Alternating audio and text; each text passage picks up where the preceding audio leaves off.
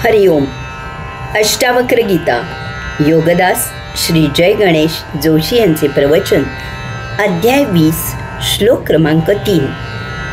क्व विद्या क्वच वा विद्या क्वाहं त्वेदं मम क्व वा क्व बंध क्वच वा मोक्ष स्वरूपस्य क्व रूपिता. भावार्थ: स्वरूपात स्थित झाल्यावर आता कोणते रूप, कसली विद्या आणि अविद्या, मी माझे कसले आणि कोणाचे कसले, कसले बंधन आणि कसला मोक्ष. स्वरूपात स्थित झाल्यावर आता कोणते रूप. स्वरूपात स्थित झालेला राजा जनक सांगतो की एकदा ती कैवल्य स्थिती प्राप्त झाली की आता आणखी कसले निराळे रूप असू शकत नाही. अरूप हीच अंतिम कैवल्यावस्था आहे. आत्मरूप हे भौतिक अर्थाने रूप नसते, ती तर अरूपावस्था आहे. रूपावस्था ही जडावस्था आहे. मी तर आत्मरूप परमसूक्ष्म झालो आहे. कसली विद्या आणि अविद्या. विद्या आणि अविद्या ही देहाला असते. मी देहातीत झालो आहे. अविद्या म्हणजे भौतिक वस्तू जगताचे ज्ञान असते. विद्या म्हणजे आत्मज्ञान. मी आत्मज्ञान प्राप्त करून कैवल्य झालो आहे. त्यामुळे आता मला विद्या हा भावही राहिलेला नाही. मी विद्या आणि अविद्या याच्याही अतीत पार झालो आहे. मी माझे कसले आणि कोणाचे कसले. स्वस्वरूप झाल्यावर, विश्वरूप झाल्यावर, विश्वभाव निर्माण झाल्यावर आता भौतिकाचा मालकी संबंध संपुष्टात आला. आता मी माझे हा संकुचित विचार लय झाला. तसेच आणखी कोणाचे काय, किती, कसले हाही भाव नष्ट झाला. आता सर्व जगत ही संकल्पना आहे आणि ते सर्वांचे आहे. आता विश्वकल्याण साधायचे आहे. तेच प्रभूचे काम आहे.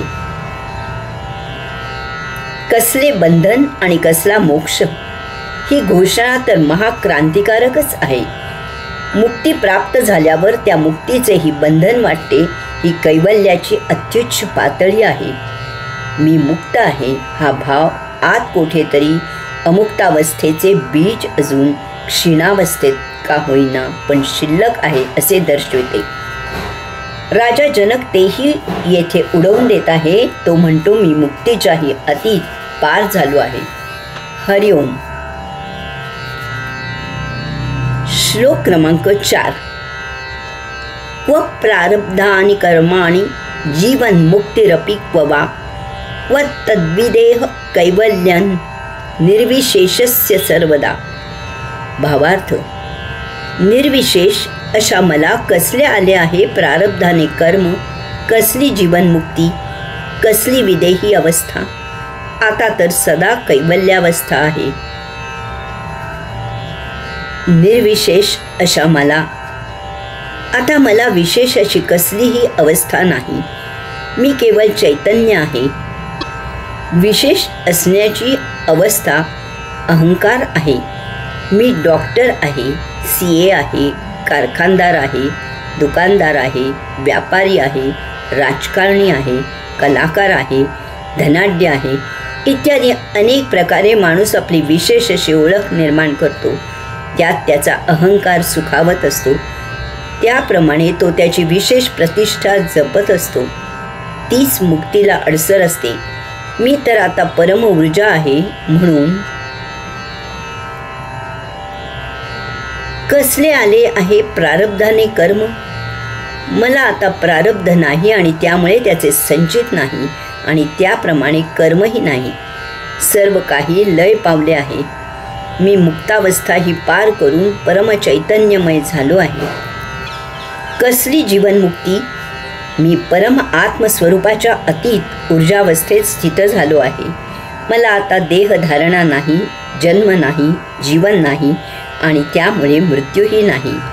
मी तर परमस्त्रोतात स्थित झालो आहे. कसली विदेही अवस्था. परमचैतन्यावस्थेत मी विश्वकेंद्री स्थित झालो आहे. प्रभू सेवेला रुजू झालो आहे. त्यामुळे देहधारणा नाही आणि त्यामुळे अर्थातच कसली आहे विदेहावस्था. मी तर परमचैतन्य आहे.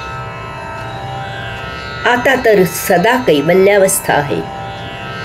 भौतिकाच्या अतीत, सूक्ष्माच्याही अतीत येथे आता सदा सर्वदा परमचैतन्यावस्था आहे. मी सदा सर्वदा परम ऊर्जावस्थेत स्थिर झालो आहे. आता येथे सदैव चैतन्यावस्था आहे. हरिओम.